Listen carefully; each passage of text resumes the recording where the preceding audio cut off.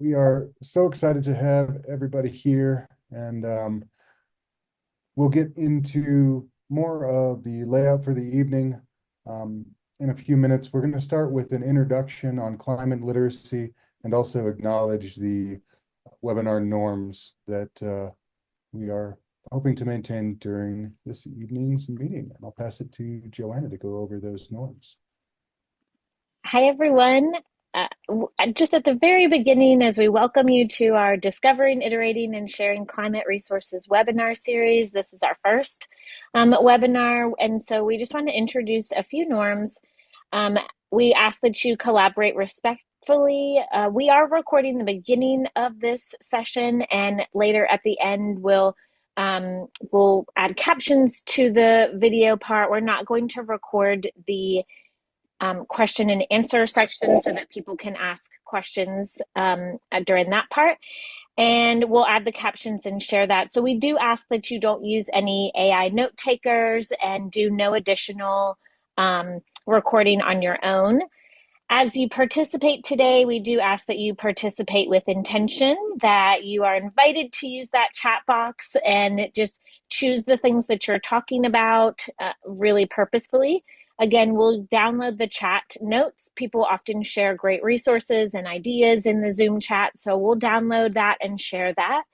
And we ask that you really stay focused on today's goals, which again are about discovering, iterating, and sharing climate resources. If you're like me, when you sit in a webinar, you have like a million other ideas. So try as you're staying really purposefully focused on today's work to keep your questions and your ideas and your sharing related to that.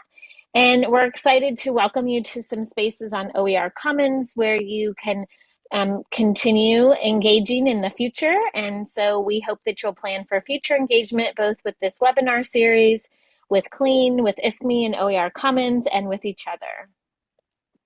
Hmm. And so I just kind of started talking out of nowhere, but I'm Joanna Scamitzi. I am a professional learning specialist at the Institute for the Study of Knowledge Management in Education. I'm also a high school biology teacher for students who have severe and profound disabilities and are in separate setting classrooms. And I work for North Carolina's virtual public schools. And so I'm here getting to wear both of my hats as like science teacher plus professional learning specialist as ISKME supports the CLEAN work, the work of CLEAN as they share and hope to iterate. They hope that teachers want to use and share their resources. So we're excited to be part of this collaborative environment today. Patrick? Yeah, you will see three of us on screen today. Joanna, myself, and Anthony Leiserowitz, who I will ask to jump in about 10 minutes. I'm going to provide a brief overview of climate literacy myself, and I'm Patrick Chandler, an education specialist with the Climate Literacy and Energy Awareness Network. My focus is on increasing national climate literacy through that work with CLEAN. I hope that you're able to attend all four of our webinars, but of course, please attend as many as you can. I am so excited about this webinar series. We're kicking it off tonight with an overview of climate literacy through the lens of the National Climate Assessment and also through looking at the Yale Program on Climate Communication and Anthony's work on how Americans think and feel and know about climate change. So we will move forward with that shortly. Our next meeting is March 19th with Raj Pandya looking at the evolution of climate change science over the past 15 years. And we'll be looking at the key messages of the National Climate Assessment for this meeting. That meeting will be looking at resources to support teaching those key messages. On April 1st, we'll have Xavier Cortada and Adam Roberti introduce this amazing partnership between art and science to spur adaptation and mitigation to climate change through a project that they've been involved in. And we'll look at classroom level climate action. And finally, on April 14th, we have Catherine Hayhoe, who's the lead scientist for the Nature Conservancy, among many other things. And we'll focus on hope and action and look at mental health and agency when we get to the workshop portion. All of these are at 6 p.m. Eastern, and you can register through the same link for all of them. And I know that many of you already have.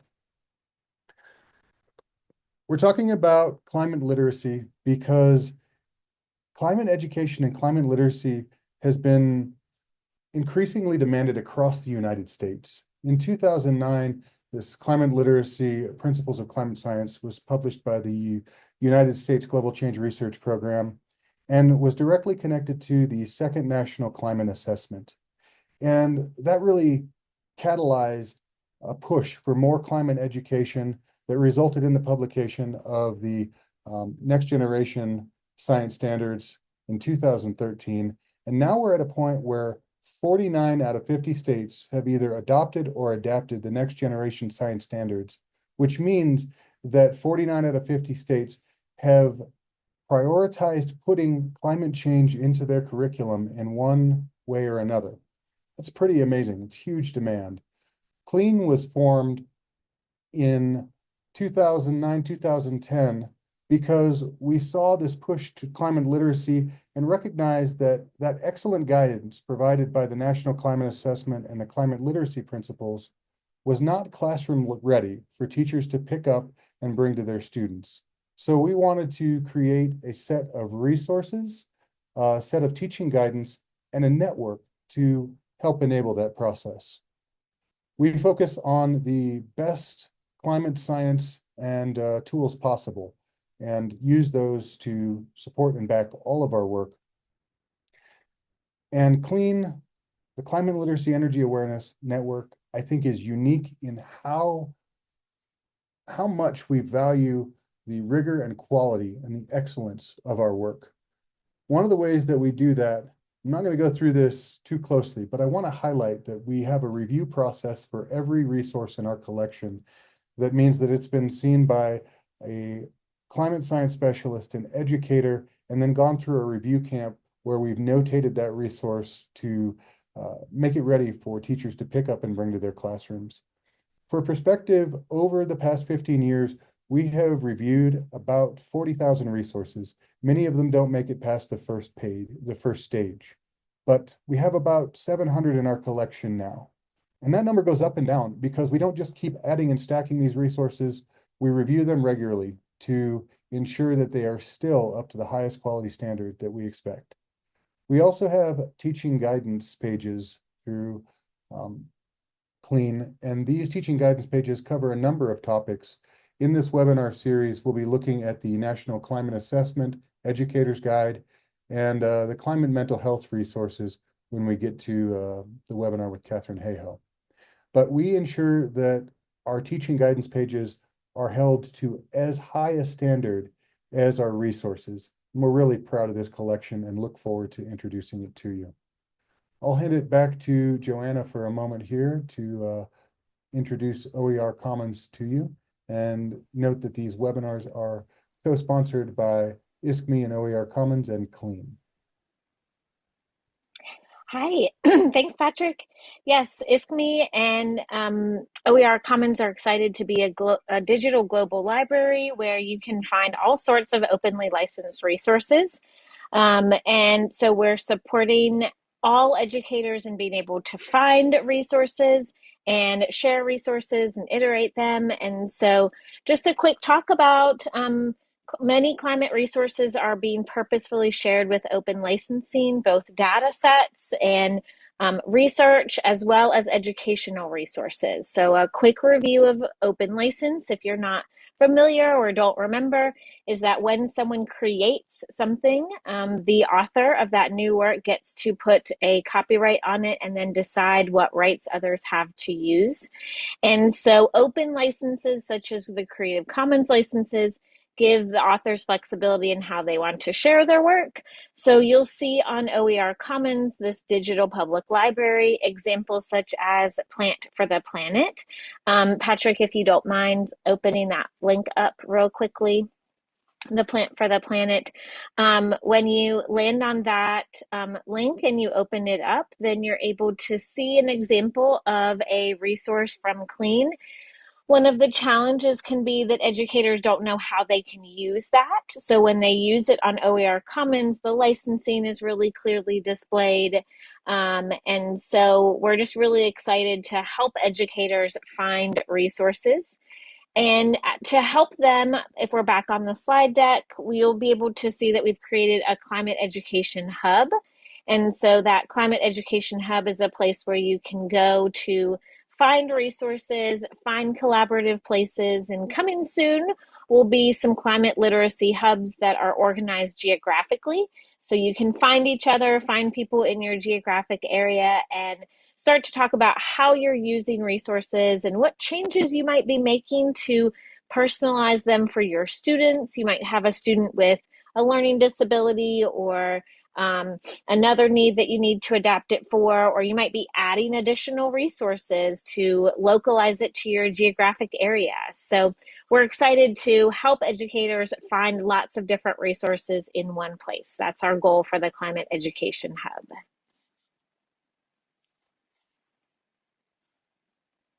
Thank you, Joanna. I want to touch on this briefly before I hand it over to Anthony. Something that is happening in climate education right now is we're shifting from a pure focus on climate science literacy to climate literacy.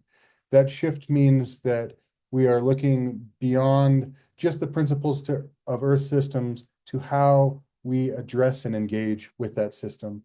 We're moving beyond just knowing what credible information is to where to find it, how to engage with it and use it.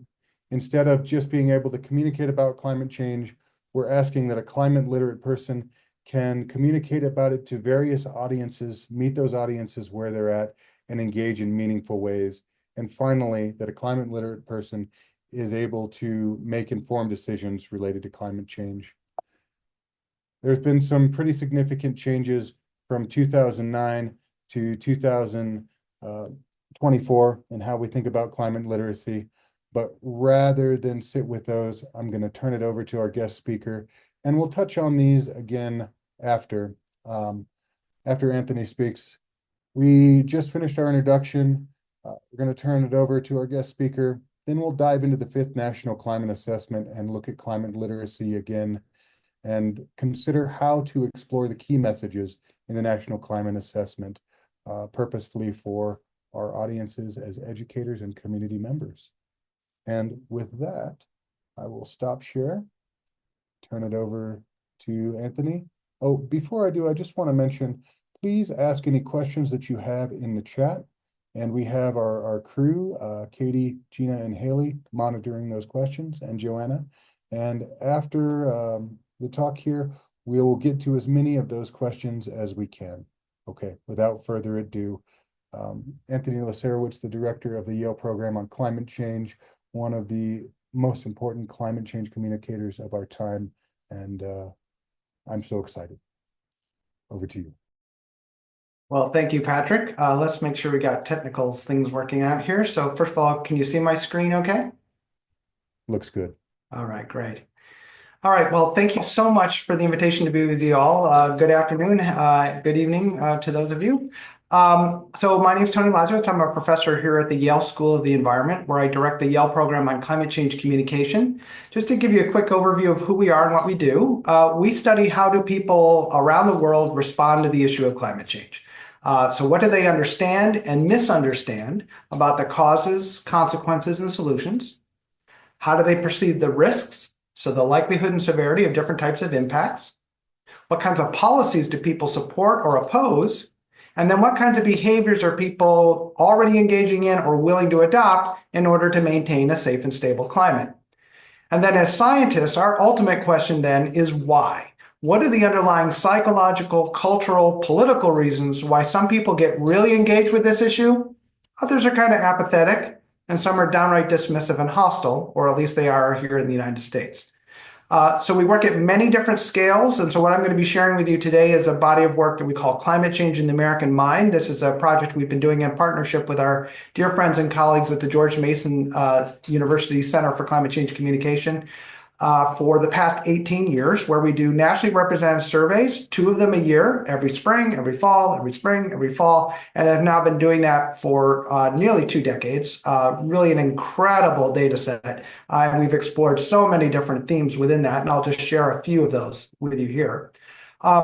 We also have generated tools, which I'll share with you, our segmentation analyses, message experiments, and then we also do a lot of work internationally. So we've done the first ever studies in China, India, Brazil. We partnered with the Irish government. We're doing work in Indonesia, and then globally in about 190 countries and territories around the world. So while I'm going to really focus here on the United States, happy to take questions about anything going on internationally if people have them. Secondly, we also have a very robust partnership program. So if you see things here that you're interested in following up on, please reach out to us. We have a whole team that's just devoted to helping everything from governments to companies to educators, including a lot of people in the informal education sector, better do climate communication, especially strategic climate communication with their respective audiences. And then last but not least, 15 years ago, we started our own climate news service called Climate Connections. We have a team of reporters across the country doing stories about climate change. We have a wonderful feature called Eye on the Storm with 2 of the world's leading meteorologists talking about how real world or real-time climate extreme events are related to climate change. And then for the past 10 years, our own national radio program called Climate Connections, where we do very short 1.5-minute stories, a brand new story every day, and it plays several times a day on over 750 radio stations across the country. And I'm going to emphasize that just a little bit because if you want to see how we try to apply many of the principles I'm going to be talking about here tonight in practice, that's actually a really good place to look, because the way that we've structured those stories is very much rooted in what we've learned in the research.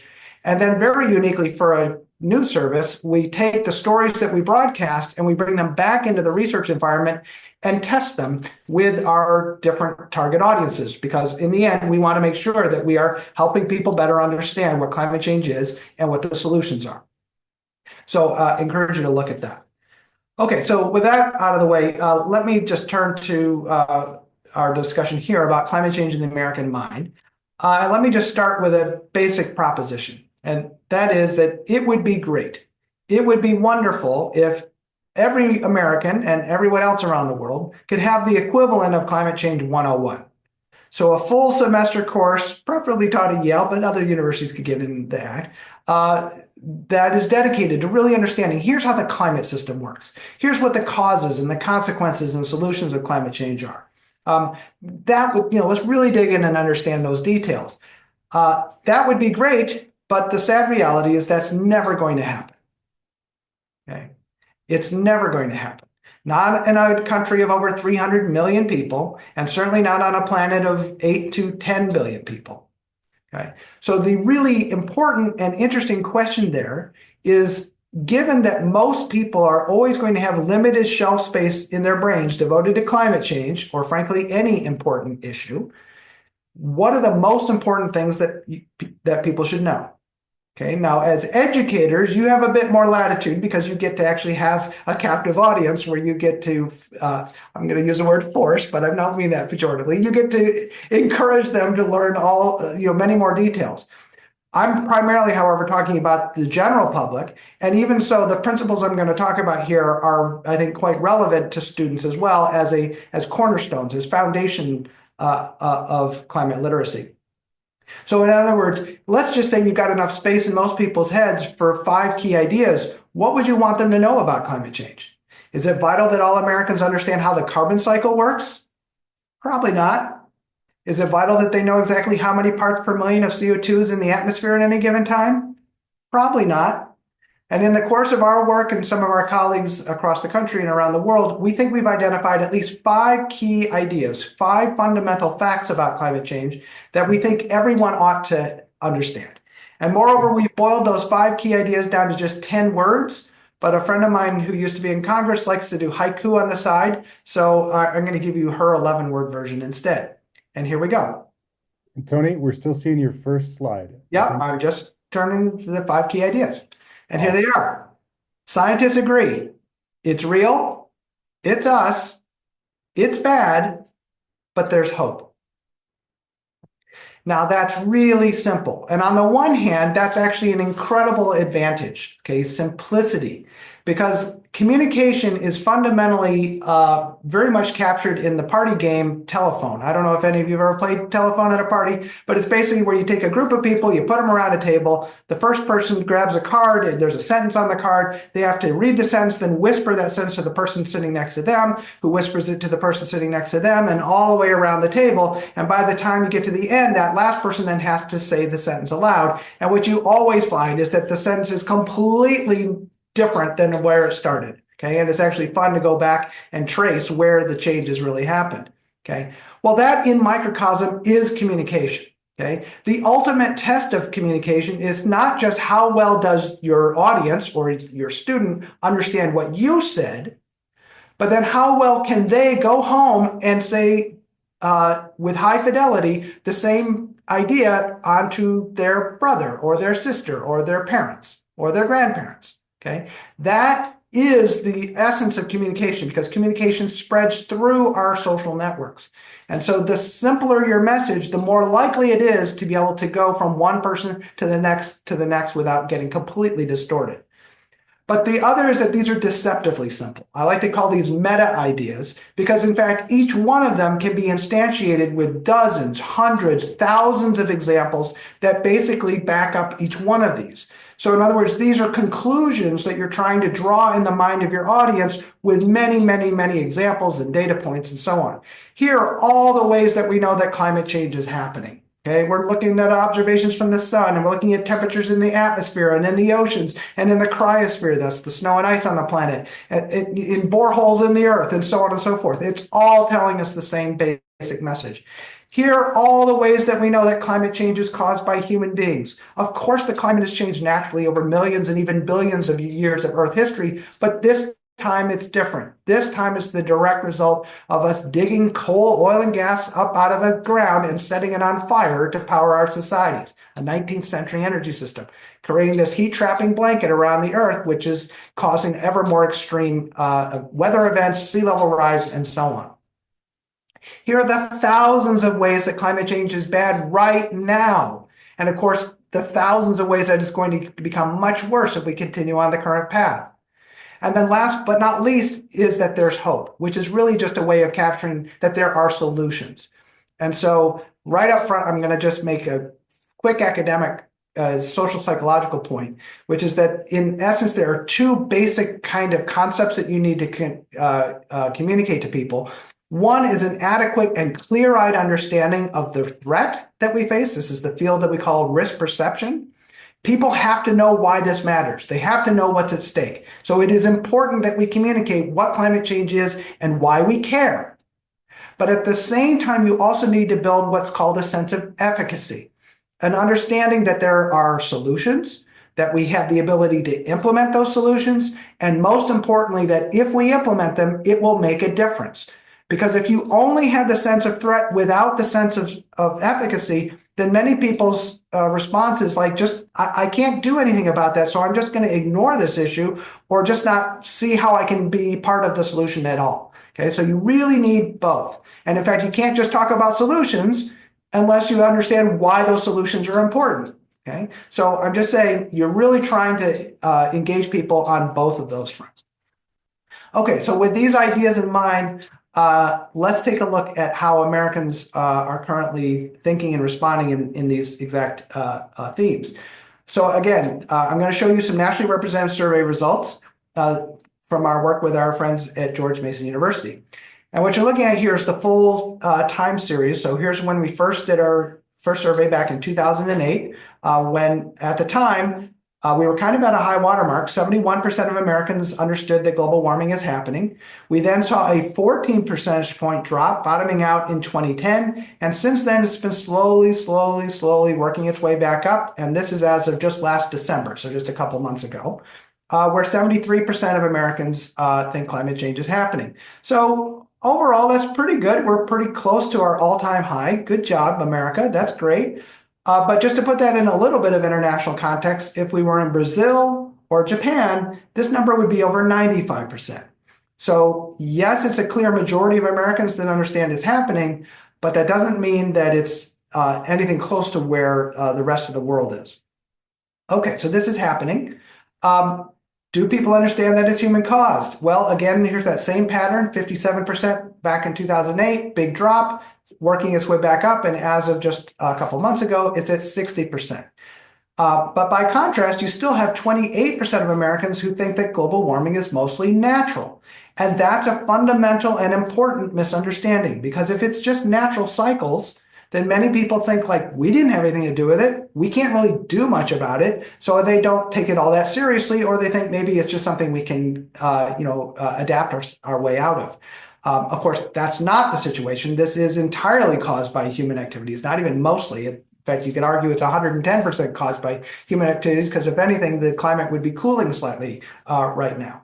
So this is still a fundamental fact and a fundamental communication need to help people understand that this is something being caused by human beings, most notably the burning of fossil fuels and land use change. And then we come to, do people understand the scientific consensus? So there are different ways to ask this question, but this one directly says, what percentage of climate scientists think that human-caused global warming is happening? And that's all this question is. Is it real, and is it human caused? Not what's going to happen to the Indian monsoon in the year 2075, about which there's enormous uncertainty. The fundamentals. Is it real? Is it human caused? About which there is no legitimate scientific dispute at all. In fact, numerous studies say that it's anywhere between 97 and 99% consensus about these fundamental facts. And yet, only 1 in 5 Americans knows that it's more than 9 out of 10 scientists. Okay? And this is a consequential misunderstanding, because most people understand that they are not experts about climate change. And frankly, this is true of many other issues as well. And so if your perception is that the experts, the scientists, are still arguing amongst themselves whether this is even a problem, then many people just adopt a wait and see attitude. They're basically saying, hey, scientists, go off in a room somewhere and haggle this out. And if it's a serious problem, you'll come tell us, right? Not realizing, of course, that the scientific community did that literally decades ago. So this is a highly consequential misunderstanding, and it's not by accident. This is an engineered misunderstanding. So there are a number of factors that go into this. One is that scientists aren't the best communicators in the world. It's not our day job. Most of us just want to be doing our data analysis and our climate science work. So as a community, we have not always been the best communicators about what we've learned. That's true. Secondly, there was a longstanding norm within media reporting of false balance, where basically they would say, well, it's a norm adopted from political reporting. So if a Democrat says something, then you should go hear what a Republican has to say. But unfortunately, they applied that political norm to science, where there's actual fact versus non-fact. And so what you often got were these kind of crossfire type moments where they would put an esteemed climate scientist up next to an industry hack. And frankly, the industry hack was better groomed and better at communicating than the scientist in many cases. So that was a long-standing problem. It's less of a problem today. But the other that we just have to understand is that this is also the result of a very well-financed and highly sophisticated misinformation, disinformation campaign that has been financed by the fossil fuel industry and its allies over decades. This is the exact same strategy that was first developed by this tobacco industry in which they understood back in the 1950s that they couldn't convince Americans that smoking was good for you, but they could convince Americans that the science wasn't settled yet. And it's literally in their strategy documents, doubt is our product. And so as long as they could sell the sense that the scientific community just hasn't yet figured out whether smoking is bad, people would keep smoking. And they did for decades. So the industry raked billions of extra dollars into their pockets because of this very effective strategy. That exact same strategy, including some of the same, quote, experts that were disputing the health consequences of smoking, got imported root and branch right into the climate space, where, again, they argued climate change isn't real, it's not human caused, there is no scientific consensus about these fundamental facts. And so what you're seeing is that many Americans still believe that fundamental misunderstanding. So the larger communication and education point is that we still need to communicate this And what we find in our message tests is that when you communicate that there is this scientific consensus that human-caused global warming is happening, people update their views. They become more convinced that it is happening and human-caused. They become more worried about it, and they become more supportive of taking action on it. So it's just to say this is like a key. It can help unlock one of the major barriers in the public mind. Okay, and then this then brings us to whether we're worried about it. And so what you can see is that worry has grown pretty much over the 18 years. So we got almost 2/3 of Americans are at least somewhat worried, but only 28% are very worried. And this stands in for a whole bunch of other risk perception questions. So why aren't we that worried about it? Well, what we've seen from the very beginning of these studies is that for many people, even those that accept that it's happening in human cause, they still think of climate change as a distant problem. Distant in time, that the impacts won't be felt for a generation or more, and distant in space. This is about polar bears, or maybe some developing countries, but not the United States, not my state, not my community, not my friends, not my family, not me. And as a result, it's psychologically distant. It just becomes one of 100 issues that's out there. Maybe I kind of wish somebody would do something about it, but I don't understand why this is important. I don't understand why this is urgent. So another critical thing that we still have to get across to people is that climate change impacts are not distant in time and space. They're happening right here, right now. They are already they're already killing people. They're already harming property. They're already affecting us in some profound ways. Climate change isn't just in our backyard. It's in the basement. The call's now coming from inside the house. Okay, and so on that exact point, we see that, in fact, Americans are increasingly understanding that global warming is harming people in the United States now.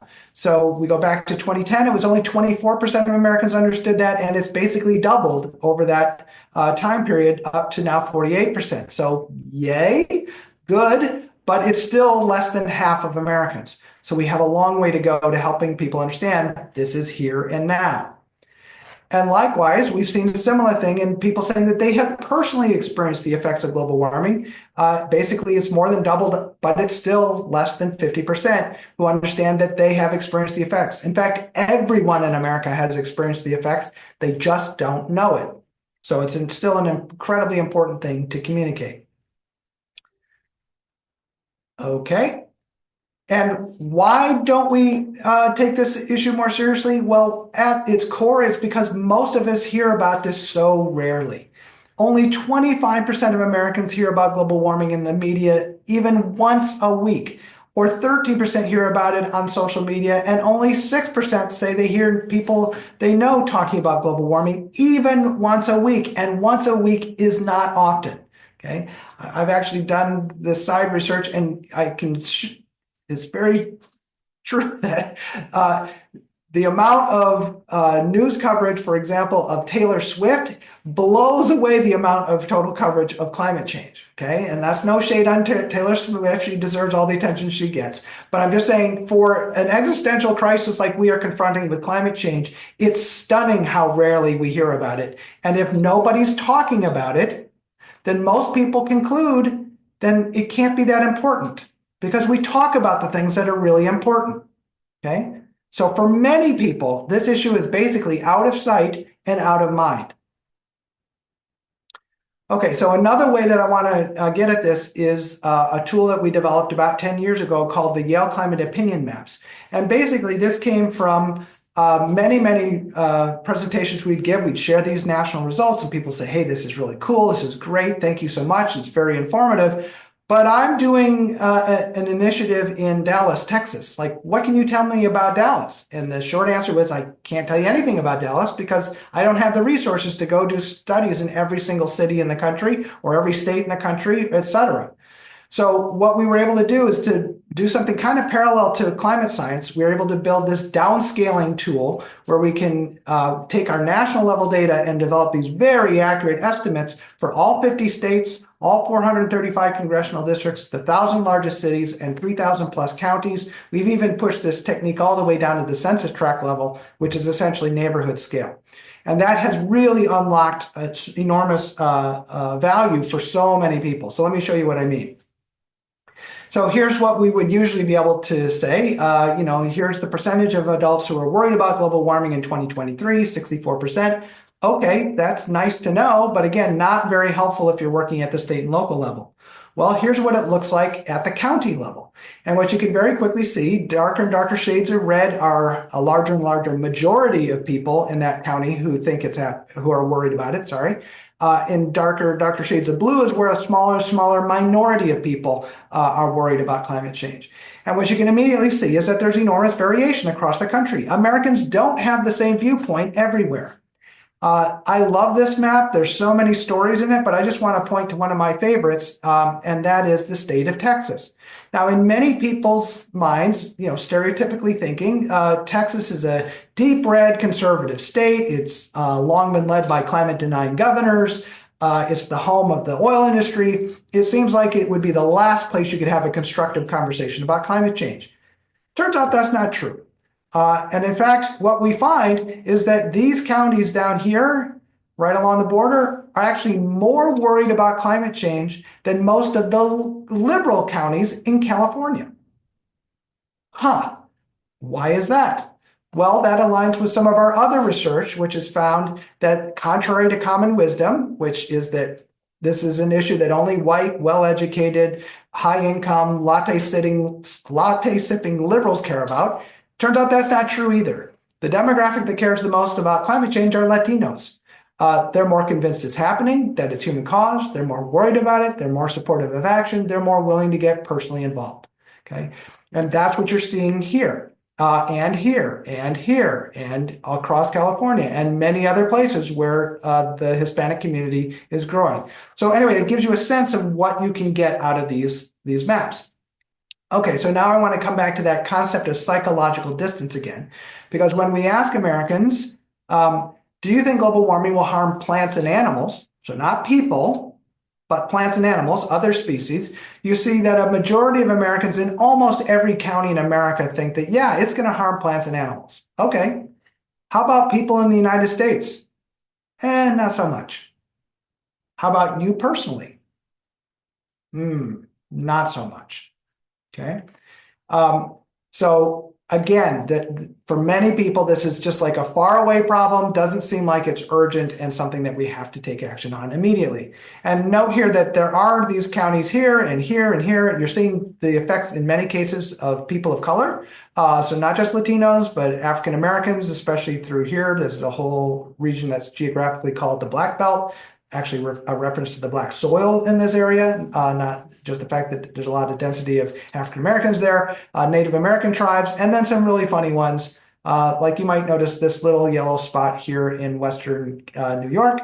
I don't have everybody's, you're not able to talk to me, so I'm not going to quiz you on it, what it is. What is that? What's going on there? That's Ithaca, New York. That's Cornell. That's the effect of a university town. Okay. However, when we ask Americans, do you think that schools should teach about the causes, consequences, and potential solutions to global warming? We have found that on average, 75% of Americans across the board say, yes, we should be teaching our students about climate change. It's actually one of the highest performing policy items we've ever asked, okay? So Americans know that they don't know very much about climate change. They do think of this as a long-term, faraway problem, but they do want their kids and their grandkids to know about it because they think it's a long-term problem, okay? So it's just to say that, and this gets down to the county level, so this is at the level that many school districts, of course, are operating. So you can begin to see, and if you come to these maps, you can actually get a little fact sheet or zoom right in on, because it's an interactive tool, you can zoom right in on your particular location and see what proportion of the public supports education or understands that climate change is happening or human caused or worried about it, and so on and so forth. So I encourage you to come check out the Yale Climate Opinion Maps. Another major framework that we developed early on is called Global Warming 6 Americas. And that's really starting from the cardinal rule that it's vital to always understand who is your audience.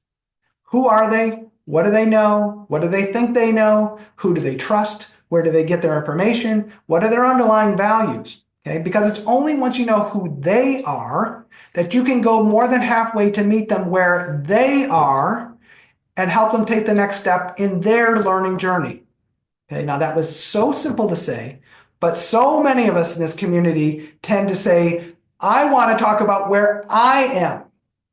Okay, I've been studying climate change for 30 years.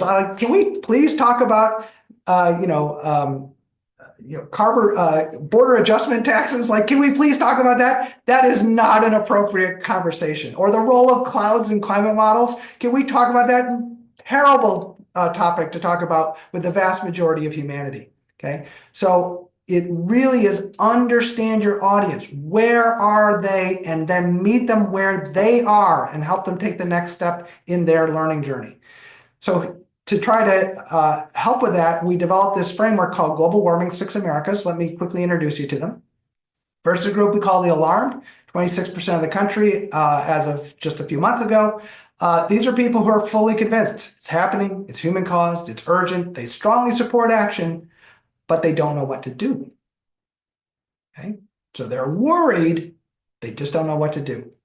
Then comes a group we call the Concerned, 28%. These are people who think it's happening, human caused, and serious, but they still think of the impacts as distant. So yes, they support action, but they don't prioritize it yet. They don't understand why this is such an important and urgent problem. Then comes the Cautious at 18%. These are people on the fence, still kind of confused. Is it real? Is it not? Is it human? Is it natural? Is it a serious problem? Is it overblown? They're paying attention, but they're just kind of confused. Then comes a group we call the Disengaged, small, but I think very important, 5%, who basically say, you know what? I don't think I've even heard that term global warming or climate change before. I've never seen it. I don't hear about it in the media I watch. No one I know ever talks about it. I don't know what the causes, consequences, or solutions are. So it's not typically a political ideology barrier or anything like that. They just don't know about it. Then comes a group we call the Doubtful at 12%. And these are people who say, I don't think it's real, but if it is, it's just natural cycles. Nothing we had anything to do with, nothing we can do anything about. So they don't really see it as much of a risk. And then last but not least, the group we call the Dismissive, who are firmly convinced it's not real, it's not human caused, it's not a serious problem. And the great majority of whom literally tell us that they're conspiracy theorists. They say it's a hoax, it's scientists making up data, it's a UN plot to take away American sovereignty, it's a get-rich scheme by Al Gore and his friends, and many other such conspiracy-type narratives. Now, vitally important to note is that they are 10% of the country. They're only 10% of the country. But they're a really loud 10%, they're a really vocal 10%, and they've tended to dominate the public square to such an extent that the other 90% self-censor. Okay, it's called what we call the spiral of climate silence, where people don't talk about climate change because they presume that half or more of other citizens are dismissive of climate change. They're not. 9 out of 10 of Americans are more than happy to have a constructive conversation about climate change. Okay, but the dismissive, who are also more than adequately represented in Congress and in the government right now, have so dominated the public square that most people don't talk about it. Climate change has joined sex, religion, and politics as taboo topics at the Thanksgiving Day table. Like, don't bring up climate change. You don't want to set off Uncle Bob. And it's often an Uncle Bob. Okay, so here are these 6 different audiences that each need very different communication strategies. And just one way to give you a sense that there are completely different conversations happening in this country all at the same time, we've asked Americans, if you could ask an expert on global warming one question, what would you ask? So the Disengaged are still at this very fundamental question of, is it really even happening? The Dismissive are at an even earlier stage of, isn't it a hoax? And then you see that their primary question is the same as the Doubtful and the Cautious. How do you know that it's human caused? Okay, so they're still very early in their learning journey of those 5 key ideas. Whereas the Alarmed and Concerned have very different questions in mind. What can we do? And they don't know. Okay, they don't know what they can do as individuals, what we can do as communities, as cities, as states, as the country, and even the world. They just don't yet know what can we do. And increasingly, we're starting to see this question, is there still time?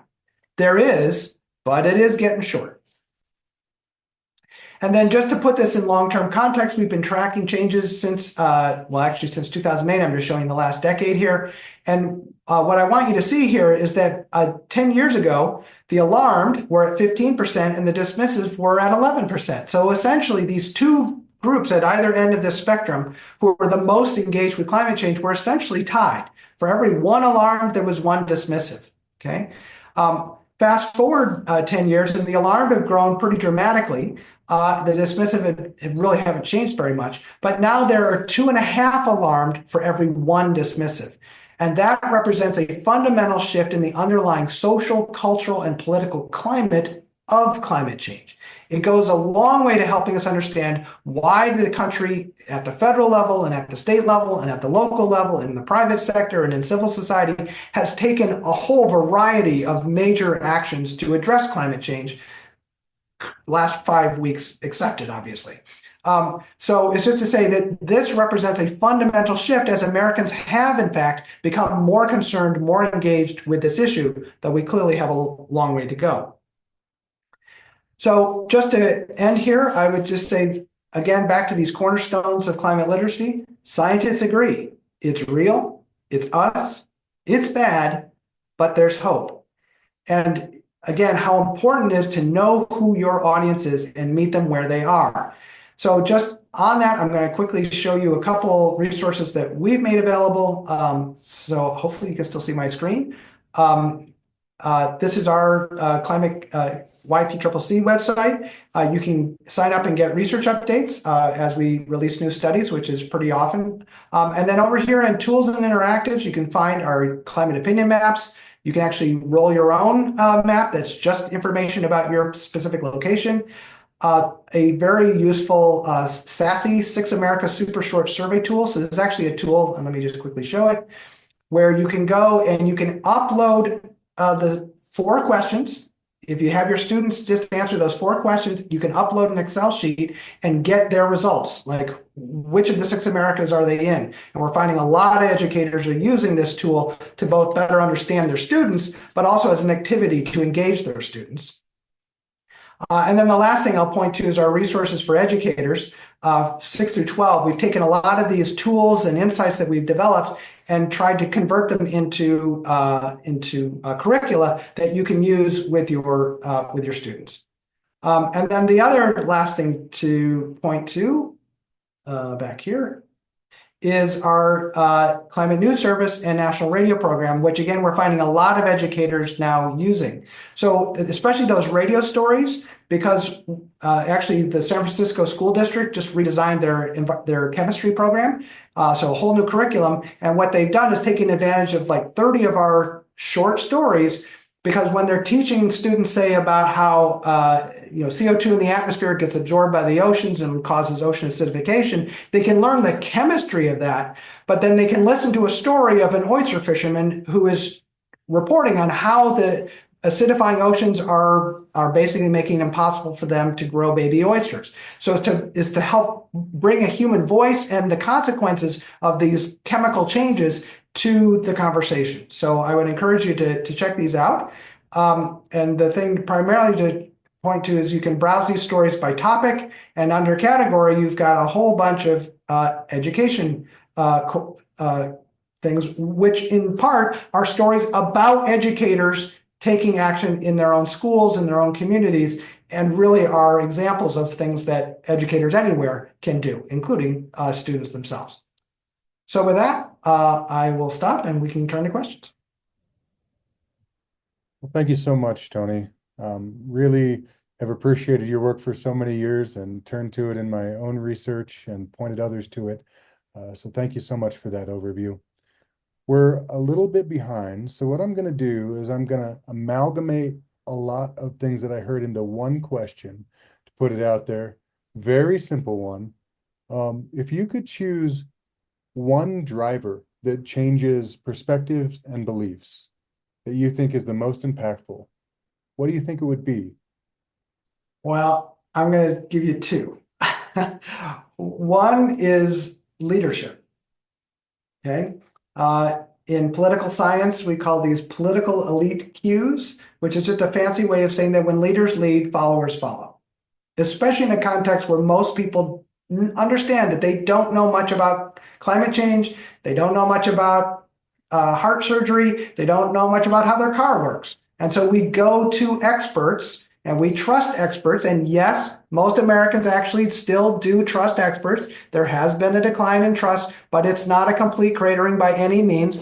Most Americans still trust climate scientists at the very top. They trust weathercasters and NOAA scientists and so on, and NASA scientists at the very top, and teachers, okay, educators who they trust their children with.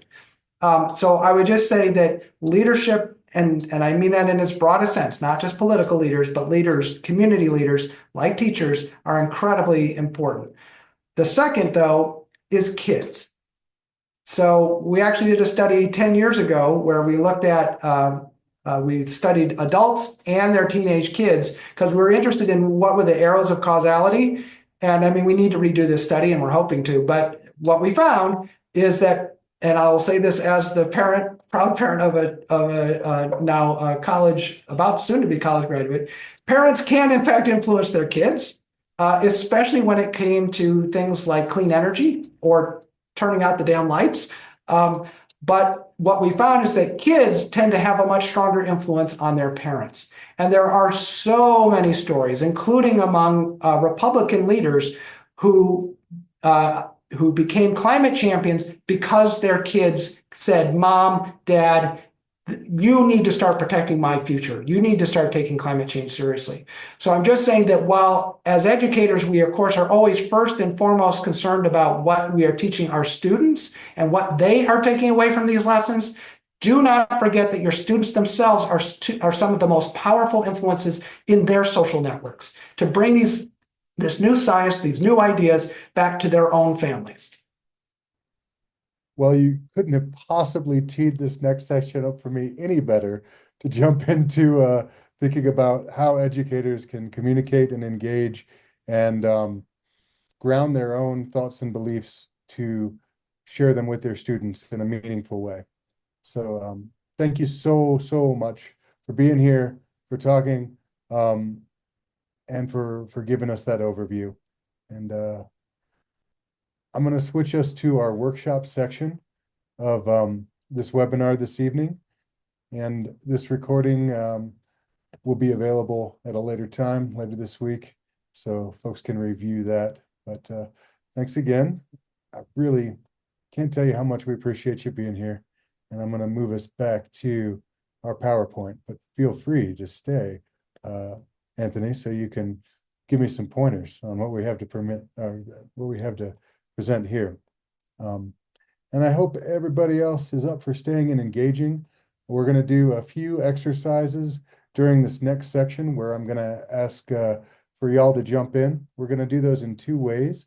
For the first question here, I'm going to ask you to put your answers in the Zoom chat, and then we will jump into the OER Commons group chat for the second two questions we're going to cover and engage with, so that we can have a community chat space to discuss and support each other moving forward.